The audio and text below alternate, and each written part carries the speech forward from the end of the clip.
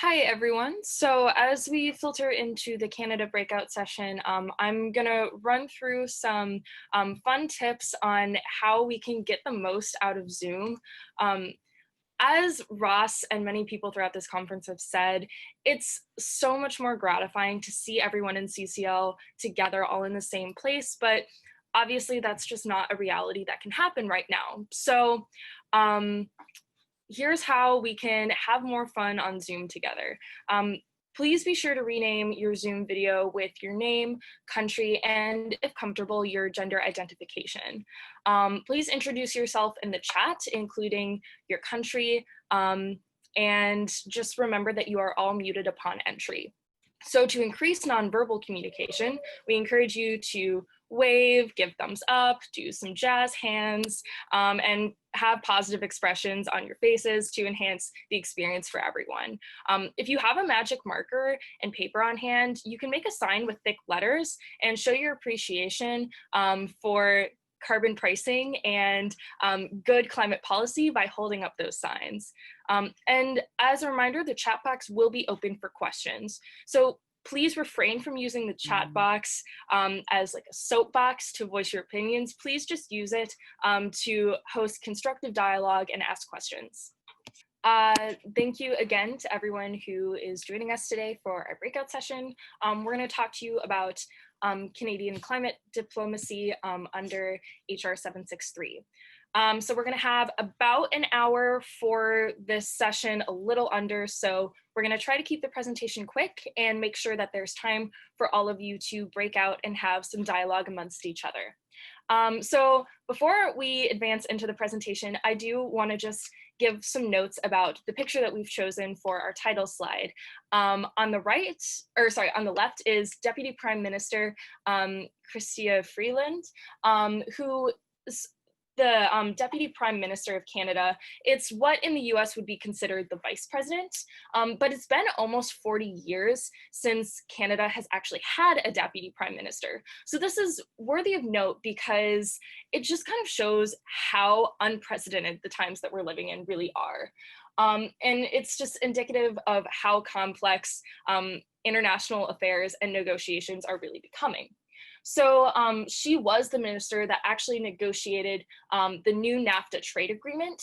And obviously in between her and the person on the right is Prime Minister Justin Trudeau.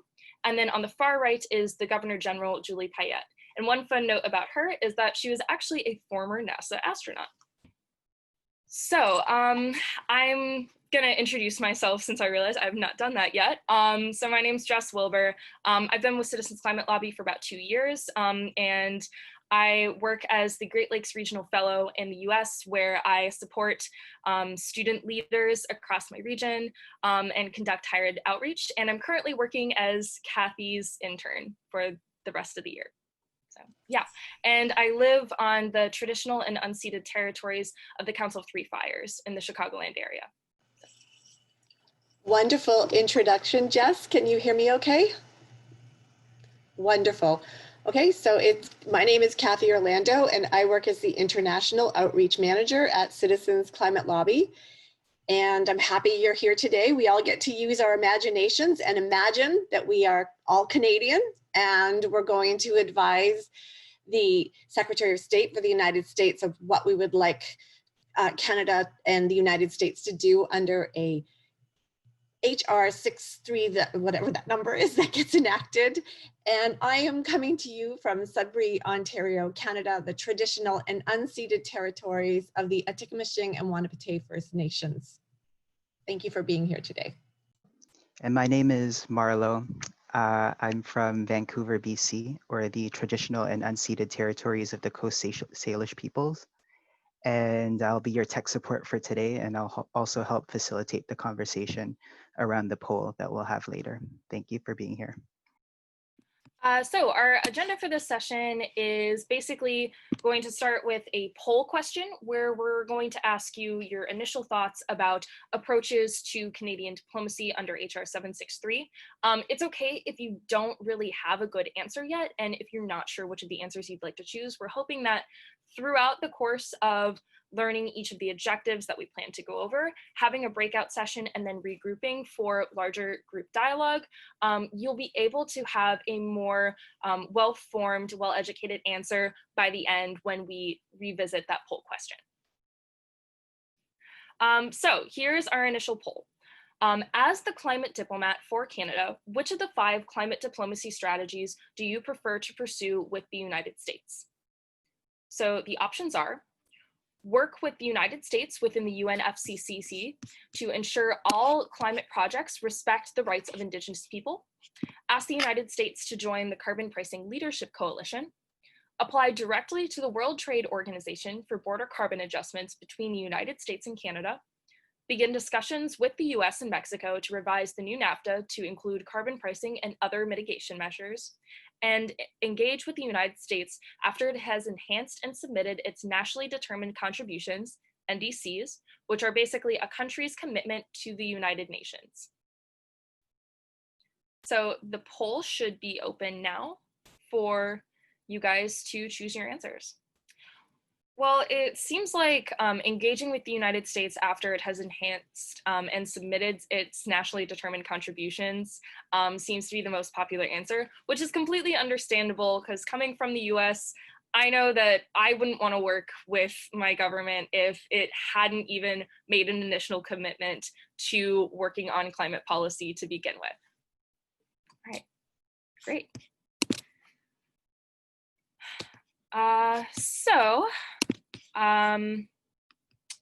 Yeah. Get the poll to close. Hey Marlo, how do I get the poll to close? I just closed the poll from my end. I'm not sure Okay. if it's closed at your end already. I had to manually close it at my end. Okay, great. Well, okay, so let's move on to our learning objectives for this session. So first, we're going to appreciate how enshrining the UNDRIP under national law will further Canada's climate governance. Then we're going to move on to learning about Canada's Federated climate mitigation policy and identifying key lessons from the Federated strategy that could be useful to other countries, such as the US.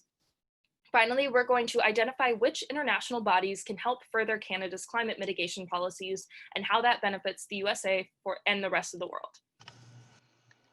So now I'm going to turn it over to Cathy for the first learning objective. Thank you, Jess. So our first learning objective is to appreciate how enshrining the United Nations Declaration of the Rights of Indigenous People under national law will further Canada's climate governance. And for short, we're putting UNDRIP.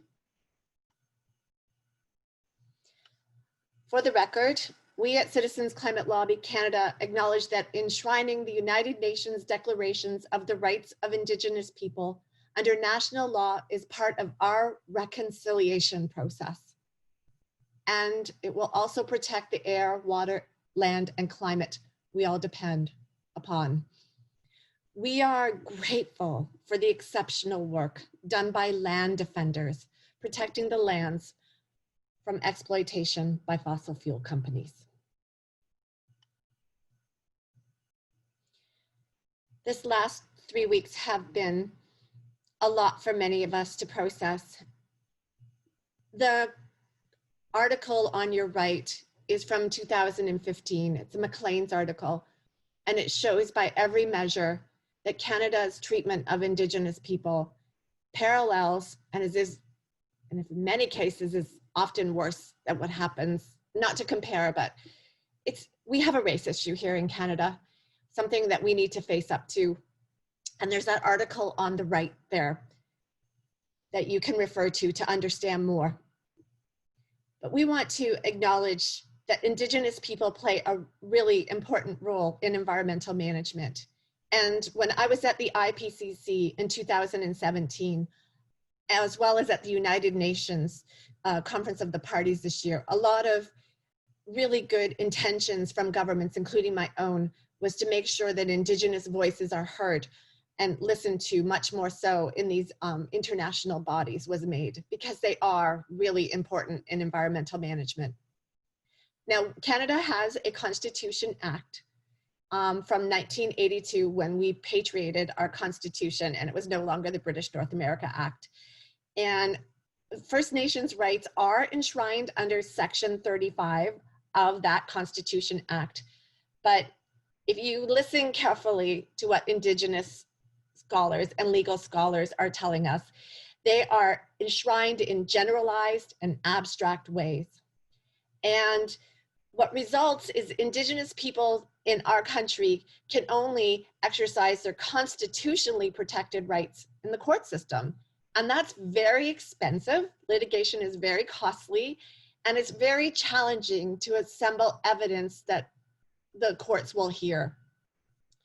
So we acknowledge that enshrining the United Nations declarations of the rights of Indigenous people will provide a higher level of protection for Indigenous rights in Canada.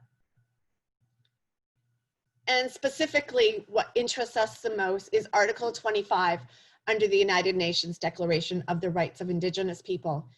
Indigenous peoples have the right to the conservation and protection of the environment and the productive capacity of their lands or territories and resources.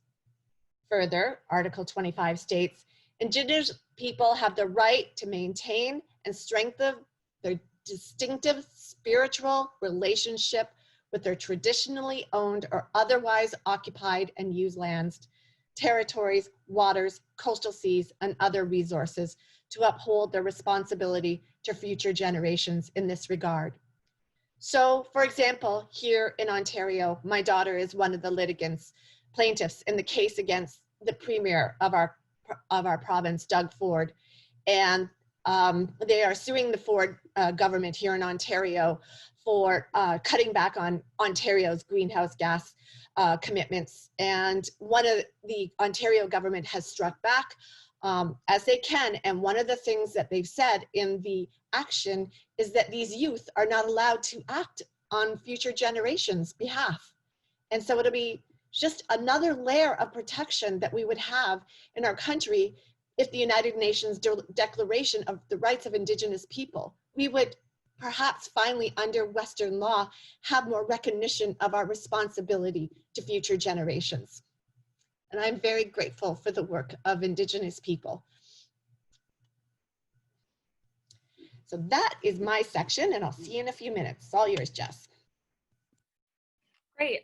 Thank you for that wonderful section, Cathy. I think that we often forget about the importance of promoting the rights of Indigenous peoples whose land we are now using and whose land we have wrongfully taken. And so in our efforts to move forward on climate policy, it's important to remember where we've come from and make sure that we're honoring those roots moving forward. So next we're going to go into describing Canada's Federated climate mitigation policy and identifying key lessons from that federated strategy that could be useful to other countries such as the United States. Could you advance the next slide, Marlo? Great, thank you. Launched in 2016, the Pan-Canadian Framework on Clean Growth and Climate Change was developed with the provinces and territories and in consultation with Indigenous peoples to meet Canada's emissions and reduction targets, grow the economy, and build resilience to a changing climate. The plan includes a pan-Canadian approach to pricing carbon pollution and measures to achieve reductions across all sectors of the economy. It aims to drive innovation and growth by increasing technological development and adoption to ensure that Canadian businesses are competitive in the global low-carbon economy. It also includes actions to advance climate change adaptation and build resilience to climate impacts across the country. So following suit with this framework, the Greenhouse Gas Pollution Pricing Act became the law of the land in June of 2018. The aim of the legislation was to put a price on all greenhouse gases that play a significant role in trapping heat in the atmosphere through binding minimum national standards on the federal government and all of the provinces and territories across Canada. The standards on pricing are divided into two parts. a regulatory charge on carbon-based fuels, and an output-based emissions trading system for polluting industries. The GGPPA requires that all provincial and territorial governments establish a pollution pricing scheme that meets the national minimum price per ton of carbon dioxide equivalent and established emissions caps under the Act. A federally managed backstop system under GGPPA applies in provinces or territories that do not have a system that meets the criteria, or if the province or territory requests the federal system be used. All funds collected under the federal system are then returned to the province or territory where they are collected. In cases where the provincial or territorial government requested to be part of the federal system, such as the Yukon or Prince Edward Island, the fuels are remitted to the government of that province or territory. So we can advance to the next slide. So this is a quote from Article 12 of the Paris Agreement that I thought really demonstrated how well Canada has done in actually following through with their commitments that they made in Paris. Parties shall cooperate in taking measures as appropriate to enhance climate change education, training, and public awareness, and public participation and public access to information, recognizing the importance of these steps with respect to enhancing actions under this agreement. We can advance to the next slide. So Canada has said it early and often. From 2010 to 2018, the Canadian branch of Citizens Climate Lobby was incredibly active and were essential to getting the Greenhouse Gas Pollution Pricing Act passed into law. They had 13 lobbying excursions to Parliament Hill, conducted almost 700 individual lobby meetings, and received almost 3,000 media hits on such political efforts. They also led to the Canadian government joining the Carbon Pricing Leadership Coalition, bringing with it on board many national businesses and oil companies. So to recap, under the Greenhouse Gas Pollution Pricing Act, provinces and territories determine their own carbon pollution pricing system. The federal backstop policy only applies if those systems prove ineffective when their benchmarks are not achieved. The federal output-based pricing system is designed to ensure that there is a price incentive for industrial emitters to reduce their greenhouse gas emissions and spur innovation while maintaining competitiveness and protecting against carbon leakage. While it is a good policy in the absence of border carbon adjustments, it does little to encourage other countries to price carbon themselves. So as you can see here, the estimated results of carbon pollution pricing system as of April 30th, 2018 are pretty astonishing. The projected greenhouse gas emissions in Canada with and without carbon pricing are going to be reduced significantly, even just by 2022. So it's important to note that about 80% of Canadians come out ahead with this carbon pricing system. A study commissioned by the Canadians for Clean Prosperity shows that the vast majority of households, regardless of income level, would receive more money in the form of carbon dividend checks than they would have to pay in carbon taxes. So the remaining 20% is at least going to break even. The carbon pricing policy made it through this past election, but it still faces stiff resistance from provinces despite these astonishing statistics. There's a huge anti-carbon tax campaign, and as we await the results of the Supreme Court challenges to this carbon pricing system by provinces Alberta, Saskatchewan, and Ontario, we're not really sure what the future of this carbon pricing pollution system is going to be. But the good news is that these litigations have been delayed as a result of the COVID-19 pandemic. So on the left, you'll see some anti-carbon tax propaganda that has been shown. But obviously, as you can see from these charts here, such propaganda is really false information. So on the right, you can see that this is the kind of propaganda that has been pushed out in response to the anti-carbon efforts that have been put forth.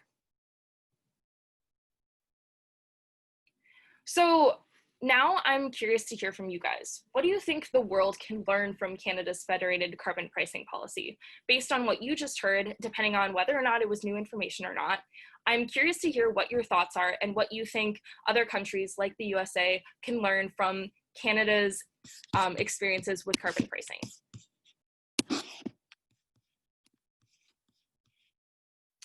So I'm seeing some good answers. The US should emulate the federated carbon policy and implement a fee and dividend system at a state level by the federal government, just like Canada did with their provinces.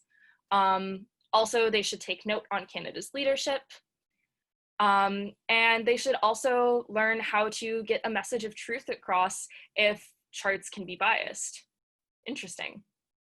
Oh, they should also learn that they need to be prepared in advance for pushback from vested interests. They should honor the spirit of the Paris Agreement and include climate change education. Allyship is very important. Oh, and enlisting Indigenous allies is also very important. Yes, I like that.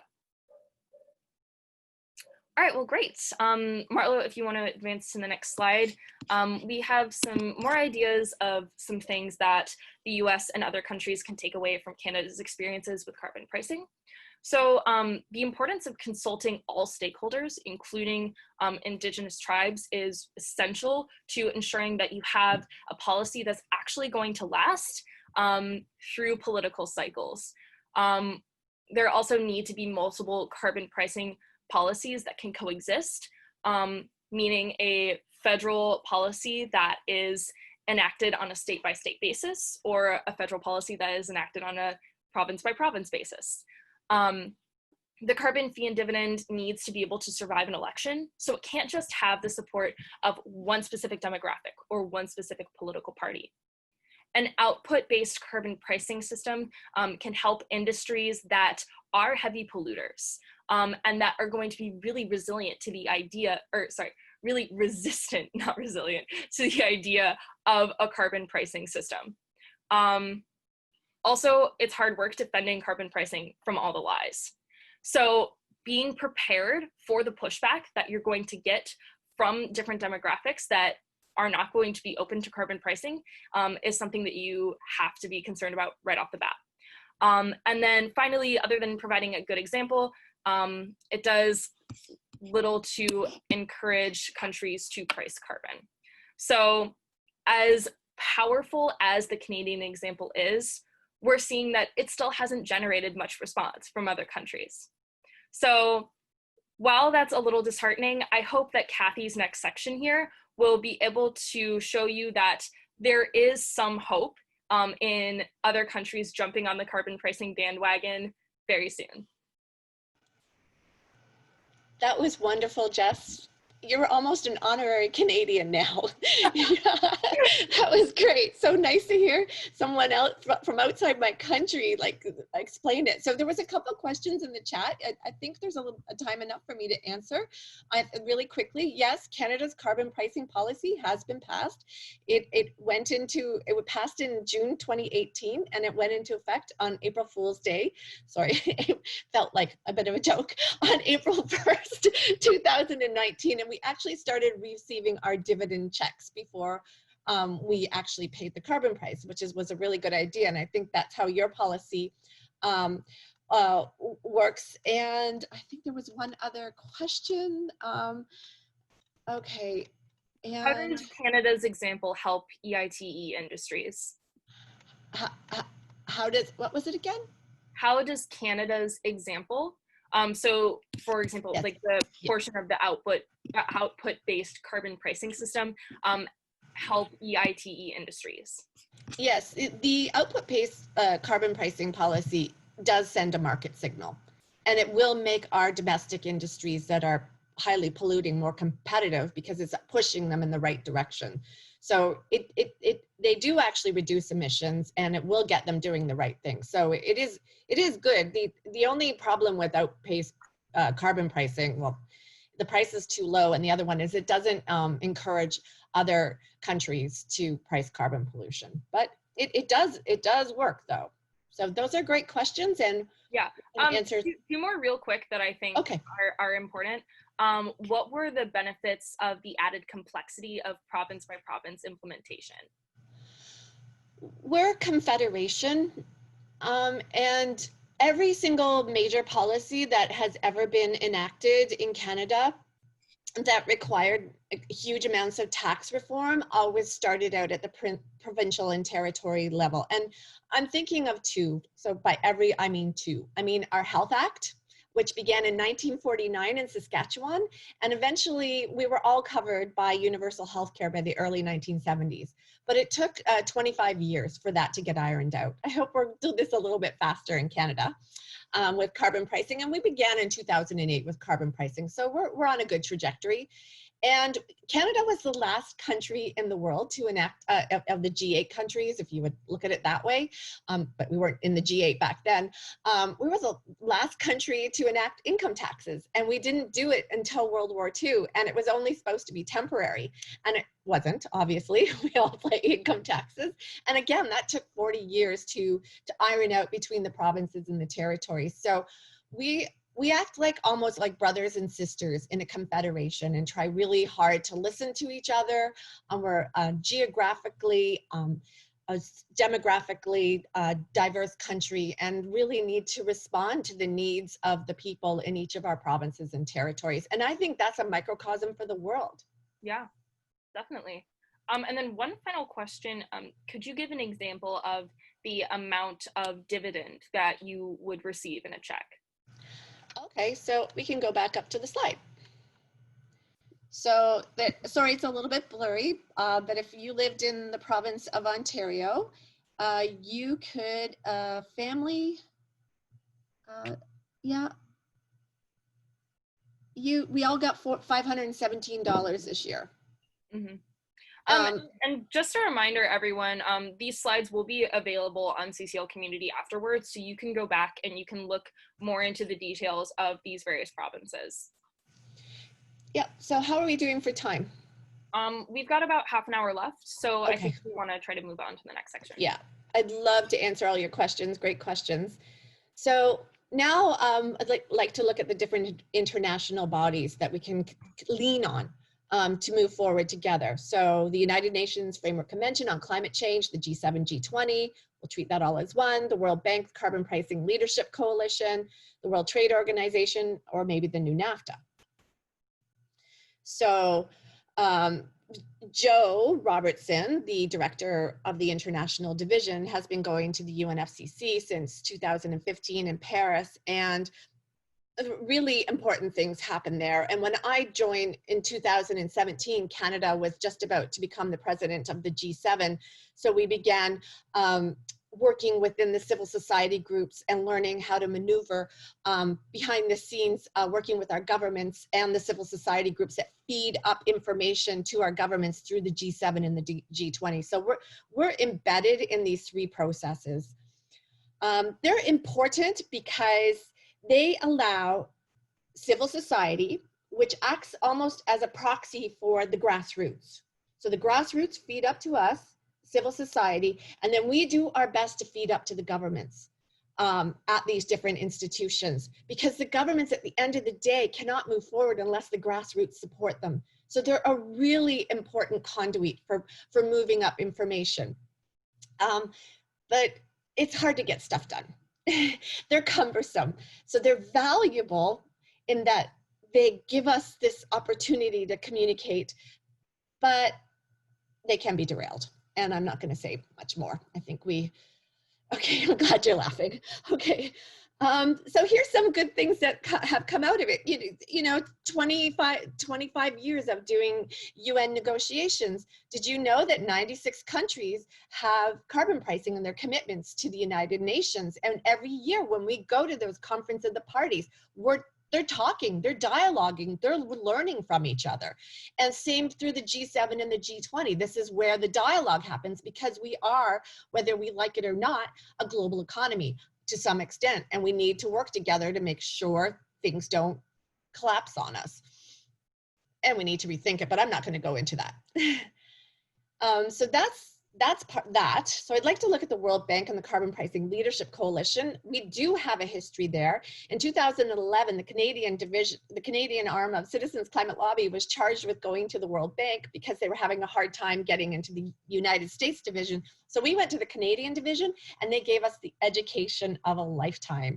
I went with John Reeves, a former board member of Citizens Climate Lobby, Loki Au, one of the first interns at Citizens Climate Lobby, and my dear friend, Canadian Cheryl McNamara. And we got the education of a lifetime. And one of the first things they told us we needed to do was to go to the civil society meetings, which happen twice a year in April and September. And Joe, Mark, and I went to the civil society meetings in September 2011. And again, got the education of a lifetime. And from there, Joe Robertson has really, and as well with the help of Canada, we really worked our way through the World Bank and the carbon pricing leadership, ultimately with, the carbon pricing leadership. So the World Bank does do tremendous work. This should be on your favorites, the World Bank's carbon pricing dashboard, just to see how many countries are pricing carbon pollution. And it's slowly ticking up, the amount of carbon emissions that are covered by a carbon price. So out of a lot of this work came the Carbon Pricing Leadership Coalition in 2015, and Canada was one of the first countries to join it. But Citizens Climate Lobby was one of the founding NGOs. We should be very proud of this work that we've done. And there's some things here to note. What is the Carbon Pricing Leadership Coalition? Well, it's a place where we can all go and learn together and network together and try to push this economy through carbon pricing in the right direction. There's a guide to how to communicate carbon pricing. They track things. They track businesses. They do stories. It's an amazing work that they do. And most recently, last month, they also helped us launch with Citizens Climate Lobby and Clean Tech 21, as well as the Swiss government. We launched the International Carbon Dividend Alliance. So amazing intel, amazing networking here. But again, it's cumbersome, but there's a lot of good work that goes on in there. So I'm going to ask you a question really quickly. Why do you think Canada did not include border carbon adjustments in its carbon pricing policy? I mean, you're our number one trading partner. So why didn't we just go for BCAs? Anybody have any idea for that? Afraid of international backlash. Oh, you're getting it. You're getting it. Border carbon adjustments are tariffs, and tariffs are a rallying cry for trade war. Yes, and we would probably go through NAFTA before we would go through the WTO. Yes, it would have helped if Canada had done that, but have you ever noticed how polite we are? Okay, so we need to work in coalition with a whole bunch of countries. So we've shown that at a low carbon pricing policy, by low I mean $50, $60 a ton, you can have a carbon price and it can start moving your economy. You don't need border carbon adjustments. Yes, Canada was too nice. Sorry about that. Okay, so I think you got it. All right. So lastly is the new NAFTA. We actually did make a submission to it as the new NAFTA was being renegotiated. I'm just going to call it the new NAFTA for simplicity's sake. And just as a reminder, under the old NAFTA, that under Article 604, we were allowed to actually put a price on duties on fossil fuels, on any petrochemical. So this is as long as it applies on both sides of the border, just like with a border carbon adjustment. So we also have an obligation to protect the environment. But what did happen in the new NAFTA is there's not much mention of climate, and it's a little bit worrisome. So there's a lot of worry in the NGO community. But here was our submission. To make a long story short, So you can go back and read this. Canada, the United States, and Mexico, your HR 763, our Greenhouse Gas Pollution Pricing Act, and the Mexican carbon pricing policy are compatible. And if we could work together to like make that better under NAFTA, put some language in there. I'm not a lawyer, but I think that would go a long way. So we're done. Well, not done. We got to go to breakout sessions. So I'm gonna pose the question that we asked at the beginning of the session back to you. As the climate diplomat for Canada, which of the 5 climate diplomacy strategies do you prefer to pursue with the United States? So to consider this question further, we're actually gonna split you up into individual breakout rooms. Could you go to the next slide for, great. So as a reminder, here are some of the options that you can be discussing in your breakout rooms. So you can work with the United States within the UNFCCC to ensure all climate projects respect the rights of Indigenous people. You can ask the United States to join the Carbon Pricing Leadership Coalition. You can apply directly to the World Trade Organization for border carbon adjustments between the United States and Canada. You can begin discussions with the US and Mexico to revise the new NAFTA to include carbon pricing and other mitigation measures. Or you can engage with the United States after it has enhanced and submitted its nationally determined contributions. So as we go into breakout rooms, appoint someone to be the lead facilitator for your group. So this is going to be the person that makes sure that discussion stays on track and doesn't go too far out of the realm of what you're talking about. Assign someone to be a note keeper for your group so you can keep track of where the conversation's going. Let everyone state their preferred strategy and why, and then discuss. So make sure that everybody gets a chance to speak before you begin debating the pros and cons of each strategy. Be sure to come to a consensus by the end of your breakout room and be able to explain why you chose that option. And then have one person be the spokesperson for your group. So when you return from your breakout session, that person will end up speaking about what your consensus was. So yeah, Marlo's gonna break you up into different groups for discussion. Right, and just to let you know as well, I'll be unmuting everybody in just a moment. Right before I put you in your breakout rooms, there's going to be about 5 of you in each room, and you'll be there for about 10 minutes. All right. And Cathy and I will try to move between rooms to answer any questions that you guys have.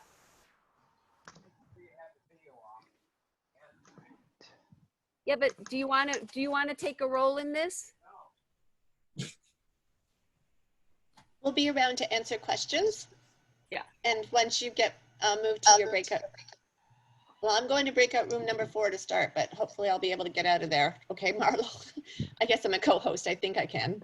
You should be. I'm going to breakout room 4. See ya. So yeah, I think what I'll do is just call out each breakout room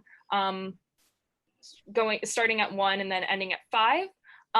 And hopefully we'll have enough time to get to everyone's discussion. So if you can just keep your explanations like as brief as possible, that would be wonderful.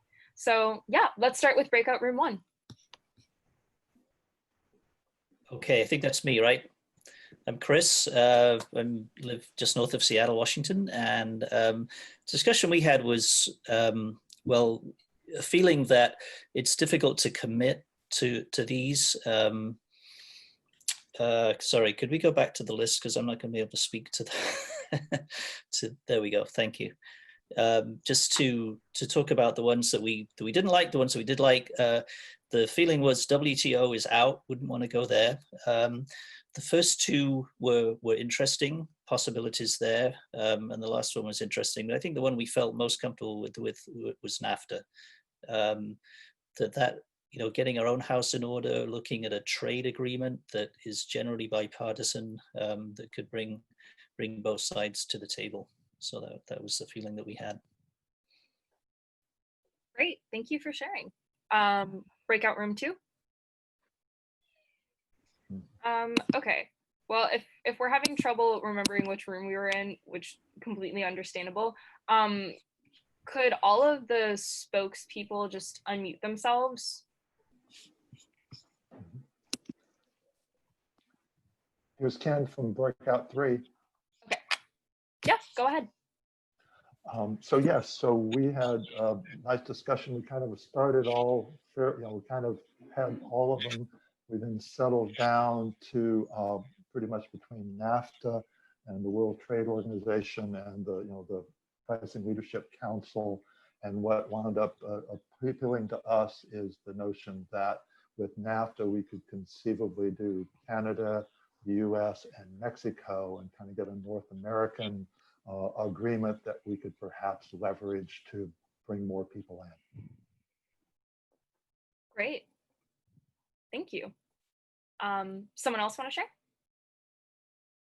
Don't make me be like that mean teacher in class where I just start randomly calling on people because no one wants to raise their hand. Oh, Alan, let me unmute you. We're maybe looking for a different Alan, but while we're figuring it out, I'll make a couple of quick points. One was that you have to be exclusive with, in particular, Carbon Pricing Leadership Coalition can be done along with any of the others. And I had a thought where I thought that, it's good to start the discussion out and try to influence US's goals rather than wait for them to establish them. Great, thanks for sharing. I believe I've unmuted everybody else who would like to share. It's Henry here from Chicago with my wife Eva, and our group was talking about kind of a two ends of the spectrum: bold leadership with renegotiating NAFTA, recognizing the huge polarization between the conservatives and liberals here in the United States, the Republicans and Democrats, starting with baby steps with honoring the spirit of the Paris Agreement and a focus on education as a baby step on climate change, recognizing that the Trump administration, when it first came into power, took down all the climate change education information on the White House website. So start with that baby step, as well as Helen had mentioned Helen helped me out, it was called the Carbon Coalition, to join the coalition on a commitment to carbon pricing as two baby steps to get to the bigger one of NAFTA and the hard negotiations and diplomacy required on NAFTA. So that was in general what we were talking about. Great. Ellen and Narya? Hi. So I'll go now? Yeah. So we were discussing incorporating carbon pricing into the new NAFTA. And so that would include border carbon adjustments, and that would ensure that any fossil fuels that are traded across the border or emissions intensive products that are traded across the border would be completely priced. And so that would include all three countries in NAFTA, USMCA, so US, Canada, Mexico. And that's important because Canada sends a lot of oil to America, and also because there's still a lot of coal that's being exported from the US through Canada in the port of Tsawwassen. And so all of that would be priced, even if it's going to some other country ultimately. They would pay carbon taxes on all of it. Great. And then Alan Leeserson, you want to close us out? The only thing I was in the group with Narayan, the only thing I would add to that is that we also had at least one voice who was fairly strong about keeping commitments to Indigenous people. And we kind of, I don't know that we totally satisfied that person, but we said maybe that can be incorporated into the NAFTA negotiation, recognizing that both Canada and the US have done an atrocious job of that over the centuries. That's likely to be a difficult thing to accomplish. So, there's a tension between, on the one hand, wanting to do that, but also not wanting it to stop the environmental purpose. definitely. All right, well, I think we're going to have to wrap up discussions for now. So Marlo has put in the chat the information for returning to the main room. Feel free to click on that link or enter the meeting ID that you see below it. Thank you guys again for being here for the Canadian Breakout session. I hope that you did learn quite a bit from our presentation and that the information that you heard today is rather uplifting and giving you hope that there are other countries that are implementing carbon pricing mechanisms and that the US can soon follow suit. So yeah, thank you again. Thank you. Thank you.